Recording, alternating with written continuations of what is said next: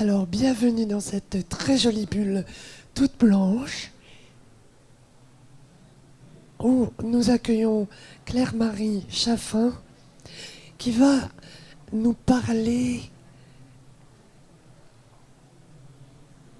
de la niaque à avoir pour être entrepreneur, surtout quand on sort d'une école très connue, une école d'ingénieurs, où on a l'habitude d'avoir des étudiants qui ont des idées, qui fourmillent d'idées, qui ont la capacité intellectuelle, technique parfois, de développer en plus cette idée, de voir comment on peut la regarder différemment, prendre un autre prisme pour pouvoir mettre en place ses idées et ses projets. Donc merci d'être à son écoute. Elle va... Voilà. Merci. Prenez votre place, il n'y a pas de souci, on est juste entre nous. Donc je vous laisse la parole pour que vous puissiez nous raconter un petit peu tout ça et nous donner de quoi avoir l'espoir. Les modalités de pousser l'entrepreneuriat auprès des ingénieurs. Alors on y va. Alors déjà, je regardais un peu les chiffres avant de venir. On dit que 30% des étudiants disent avoir été sensibilisés à l'entrepreneuriat pendant leurs études.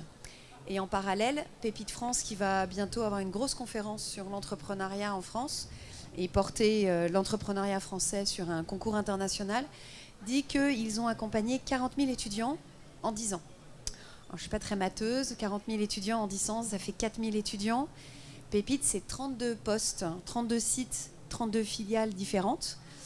Donc ça fait à peu près 130 étudiants par an accompagnés par Pépite. Donc tout de suite, des 40 000, on passe à 130, on se dit, il y a un petit peu de déperdition. Et en parallèle, on a 30% des étudiants qui disent avoir été sensibilisés au sujet. Et puis toujours en parallèle, on sait qu'on manque de 40 000 ingénieurs en France chaque année pour pouvoir fonctionner et pour pouvoir développer ce dont on a besoin. Alors dit comme ça n'a pas trop de rapport. Mais en fait, il y en a. On manque d'ingénieurs parce qu'aujourd'hui, on en a de plus en plus besoin, parce qu'on a une société, je ne vais pas vous l'apprendre, qui s'est accélérée. Les défis sociétaux, les défis technologiques, les défis écologiques, les défis énergétiques, les défis divers et variés. Donc on a de plus en plus besoin de questionner et de trouver de nouvelles solutions. C'est pour ça qu'on a besoin d'ingénieurs. On a plus de besoin d'ingénieurs que de commerciaux, que de juristes, parce que on a besoin de gens qui trouvent des solutions. Et en parallèle, on se dit un ingénieur, c'est donc quelqu'un qui est capable de répondre à des défis, d'identifier une problématique, de déployer de faire des tests et puis de déployer des solutions à des problèmes rencontrés.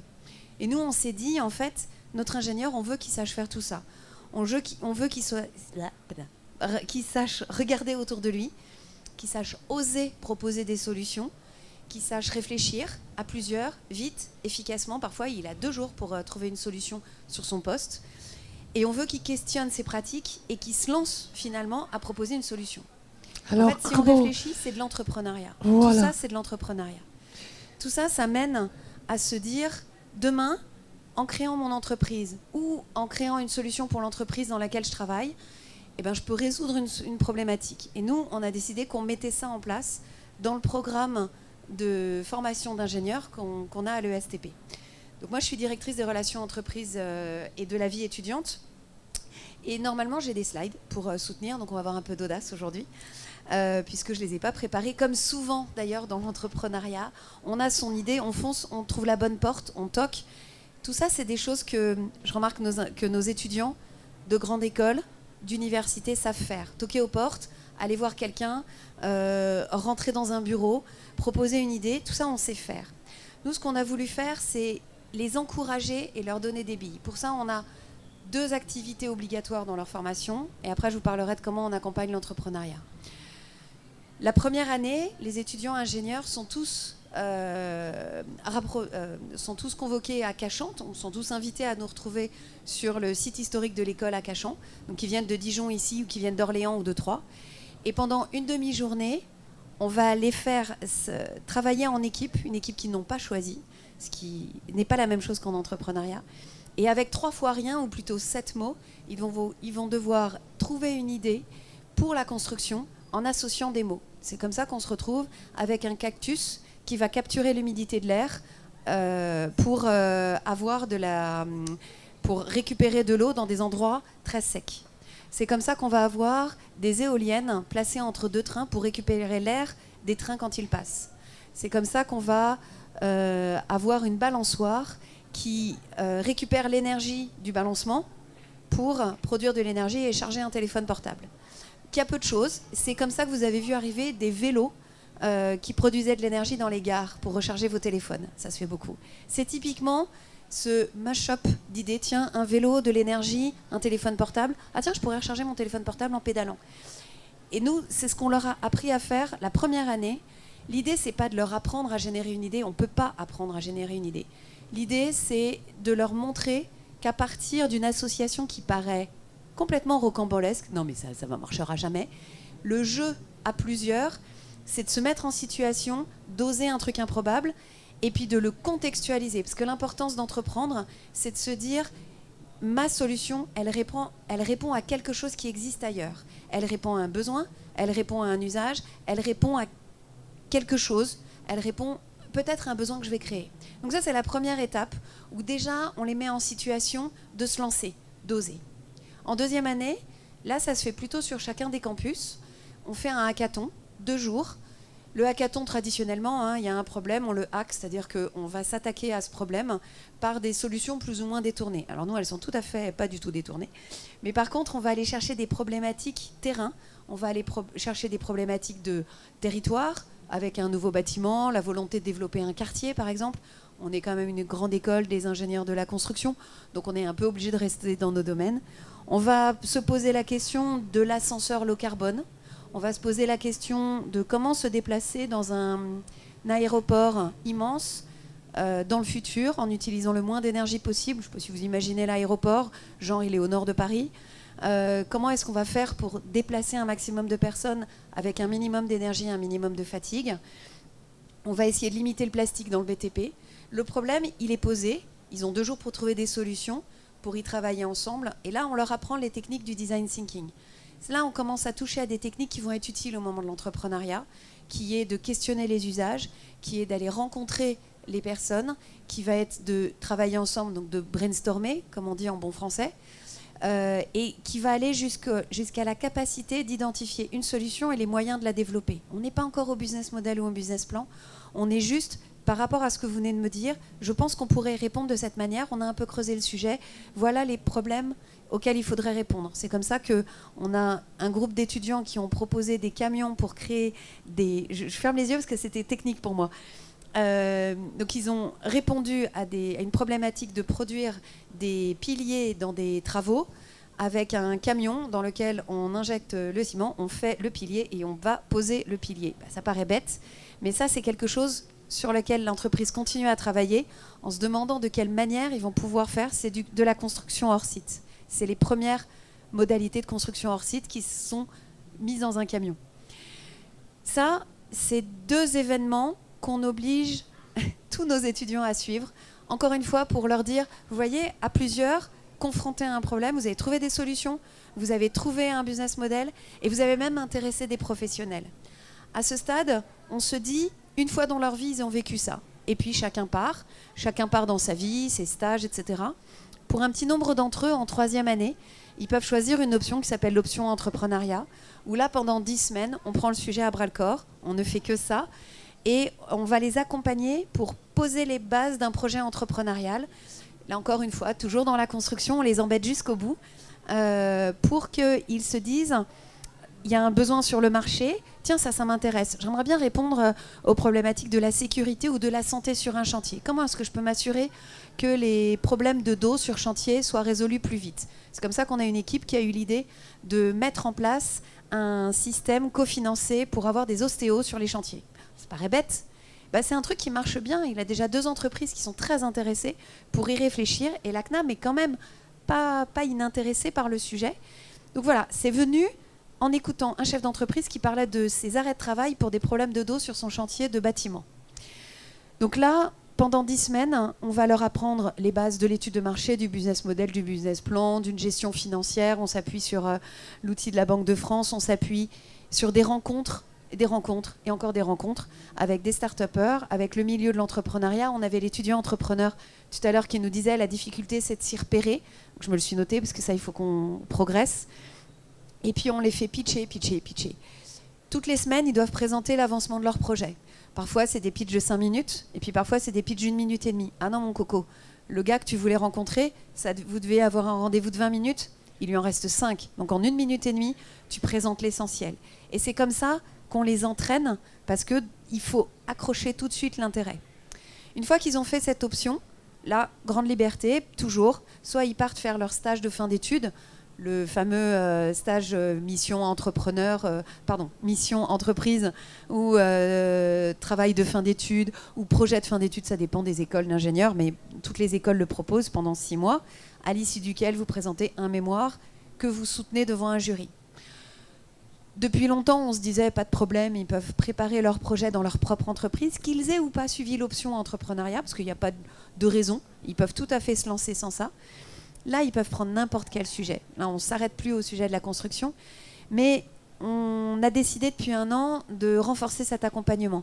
Parce que quand on fait son projet de fin d'études dans une entreprise, c'est facile, il y a un contexte, il y a une problématique, on l'a étudié, on a rencontré des clients, on a rencontré des équipes, on s'est confronté à l'entreprise, on a présenté en plusieurs études, et à la fin, on présente un mémoire qui respecte tout ce que l'école demande. En entrepreneuriat, c'est différent, parce que ça ne marche pas du tout de la même manière. Donc cette année, on a créé des requis bien particuliers pour ces projets, de manière à ce que les étudiants puissent aller jusqu'au bout et se dire, avec mon projet entrepreneurial, non seulement je le valide ou pas, mais je peux aussi valider mon mémoire sans me mettre en difficulté à essayer de faire un pont entre ce qu'on a demandé aux autres qui étaient en entreprise, dans des bureaux d'études, sur un chantier, dans un laboratoire de recherche, et moi qui ai créé ma boîte, parfois de prestations de vidéos. On a eu le cas. Ou de vente d'immobilier. Et du coup, là, on a accentué le trait en leur demandant aussi à quelles difficultés ils ont été confrontés. Est-ce qu'ils ont pivoté? Pourquoi ils ont pivoté? Parce qu'on se rend compte que dans les premiers 6 mois, ils pivotent 1 fois, 2 fois. C'est-à-dire qu'ils changent d'axe finalement. On ne va pas le prendre de cette manière. On ne va pas démarrer par les entreprises. On va aller voir la mutuelle du bâtiment pour aller leur proposer cette solution. On a un étudiant là qui est en train d'avancer sur son projet. Il a 1 an d'existence et il propose de récupérer des matériaux recyclés et pour les proposer sur les chantiers. Alors il y a plein de solutions. Il y a plein d'entreprises qui tentent de faire ça. Je crois qu'il en est à son 3e pivot, c'est la 3e fois où il change complètement de posture. Il se dit, ok, alors là je vais y aller par là. Non, finalement je vais y aller par là. Et à chaque fois, il est capable aussi d'expliquer, de raconter son histoire. Et c'est tout cet avancement qui l'a aidé. Et le travail de fin d'études, les 6 mois d'accompagnement ont été pour lui très riches. À ce stade-là, ils ont un enseignant référent dédié qui les accompagne tous les mois, voire plus souvent s'il a besoin, mais on est obligé de se voir tous les mois pour s'assurer que ça avance. Alors on démarre avec 700 étudiants par promo globalement, donc les 700 sont sensibilisés au défi étincelle. On a à peu près 600 qui font un hackathon, il y en a un peu moins parce qu'il y en a déjà quelques-uns qui sont partis en mobilité à l'international, donc qui ne vivent pas le hackathon avec nous. Et puis il y en a 20 en 30 qui vont à l'option entrepreneuriat. Cette année on n'en a plus que 20 parce qu'on a un peu moins de place. Et puis il y en a 8 à 10 qui vont faire leur projet de fin d'études sur leur projet entrepreneurial. Et sur les 8 à 10, on en a 2 ou 3 qui continuent dans les premiers mois. J'attends avec impatience de pouvoir vous donner des chiffres à 2 ou 3 ans, mais pour l'instant, j'en ai pas des masses. Parce que ça vivote, parce que parfois les parents sont derrière.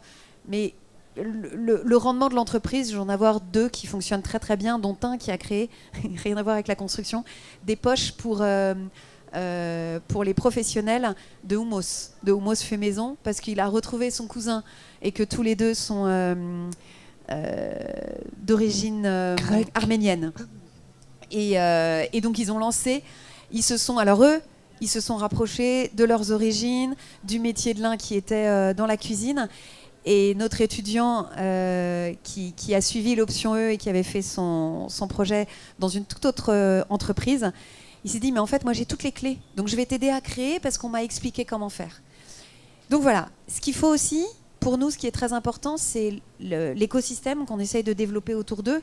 Donc, l'école, elle peut apporter des entreprises partenaires qui n'ont qu'une envie, c'est de récupérer ces étudiants, encore plus des étudiants entrepreneurs, parce que c'est des étudiants qui ont déjà osé énormément de choses. mais qui comprennent que ces étudiants-là vont arriver peut-être dans 5, 6 ans, qu'ils auront peut-être fait 2-3 entreprises, qui se seront peut-être pris quelques portes dans le nez, mais qu'ils auront vécu l'échec, qui auront su rebondir. Et donc, ça sera vraiment des gens intéressants aussi pour eux. On a réussi à leur faire comprendre que ce n'était pas immédiat de les recruter, mais que par contre, travailler avec ces entreprises pour tester son projet, c'était super intéressant pour eux. On a la direction de la recherche. Béranger en parlait tout à l'heure, l'étudiant entrepreneur qui est passé juste avant moi. Et il parlait de l'intérêt de pouvoir concrétiser et faire de la recherche dans ces labos qui sont mis à disposition par l'école. Ce n'est pas bien compliqué de mettre à disposition quelques outils, des enseignants-chercheurs. Ça, nous, on sait faire. Et puis, le tuteur ou le mentor, avec un gros intérêt de ma part pour créer du mentorat, c'est-à-dire aller un peu plus loin que le tutorat, aller travailler sur les postures, l'envie. Et puis après, on a tout l'écosystème qui nous entoure, mais qu'on maîtrise un peu moins. On a les alumni. Traditionnellement, dans notre grande école d'ingénieurs de la construction, les alumni, ils sont plutôt dans les grands groupes ou dans les petites entreprises qu'ils ont rejoints. Ils sont un peu moins entrepreneurs.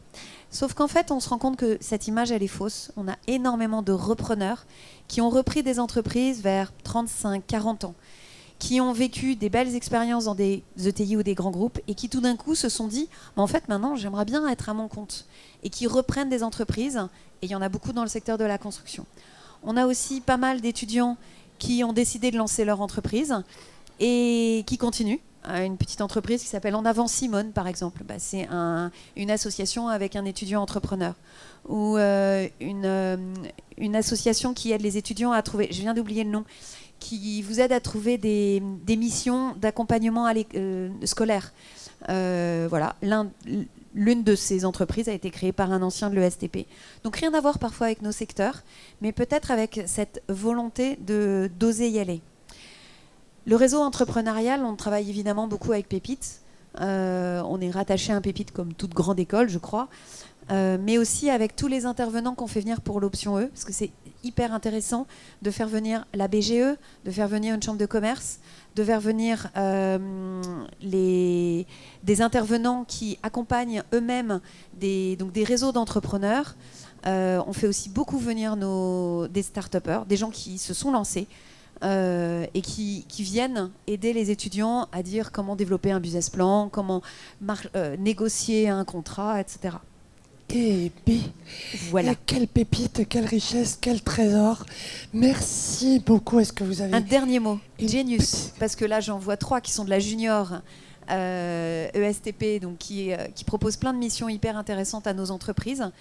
Et ils ont une association qui existe aussi, qui existe dans beaucoup de grandes écoles, qui s'appelle Genius. Je suis sûre que ça va pas tarder à monter à l'ESTP à Dijon aussi, parce qu'ils sont très créatifs.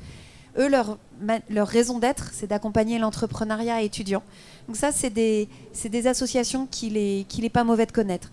Dans un premier temps, les juniors, c'est toujours des bons filons. Merci beaucoup. On a bien compris comment il fallait passer de top 1 à entrepreneur. Là, je pense que vous allez rester un petit peu, vous avez des stands. Donc si vous voulez retrouver Claire-Marie pour lui poser plein de questions, elle est présente avec nous sur cet espace. Merci beaucoup. Au revoir. Je vais...